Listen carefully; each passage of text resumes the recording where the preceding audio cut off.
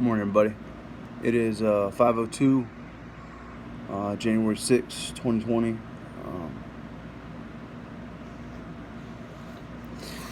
So, yesterday, finished up my weekend at like 21 miles. So, a little tired. Man, I should be tired, right? My legs should be a little stiff and all. So, but not too bad. Not too bad. Just, attacking a mile or two at a time seems to be the right number for me right now. Focusing on that endurance, the long term. How many miles can I pound in a day, in a week, in an hour, and by making sure that I don't do so many miles that I build up that massive amount of lactic acid that causes very severe cramping and stuff like that. It shrinks my recovery time, so it allows me to get back after it again. So that allowed me to finish out 11 miles yesterday and 10 miles the day before that and still be fairly well functioning. So today I did my 2 just to get ahead of it.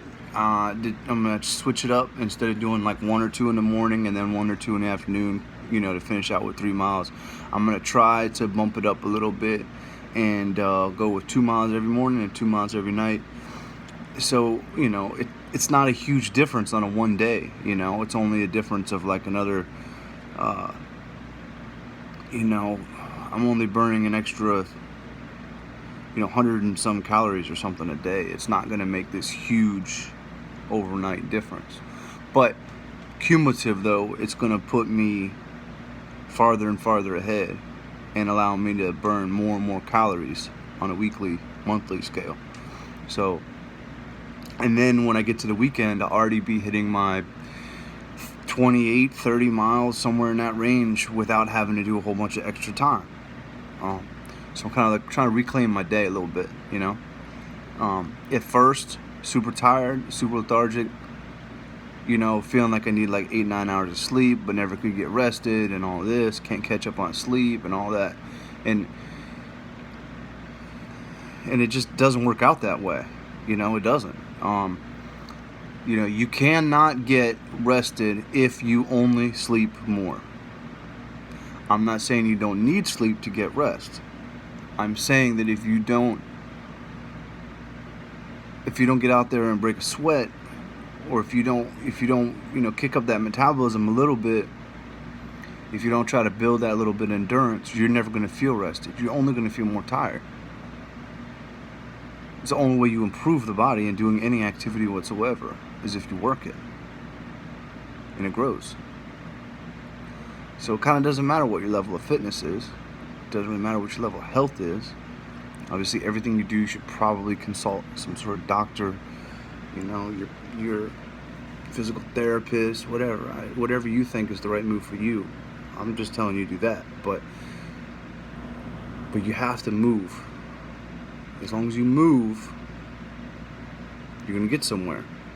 If you move in a more direct direction, more specific direction, you're going to get somewhere farther. Choice is up to you. So, I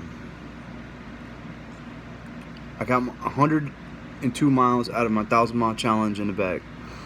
I feel good. To see the number down there say I only got 898 to go, it feels good, because I've been staring at 900s for a while.